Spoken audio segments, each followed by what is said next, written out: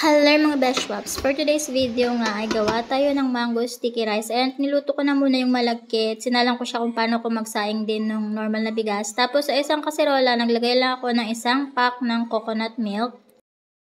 Tapos naglagay na nga rin ako ng evaporated milk. Pwede rin naman ng condensed. Tapos sugar. Depende sa inyo kung gaano katamis. Pagkatapos ay pwede mo na nga rin buksan yung apoy, tapos halu-haluin mo lang ng tuloy-tuloy para hindi masunog yung ilalim niya. Tapos nagbukod din ako dyan siguro ng mga 2 sandok niyang mixture na yan.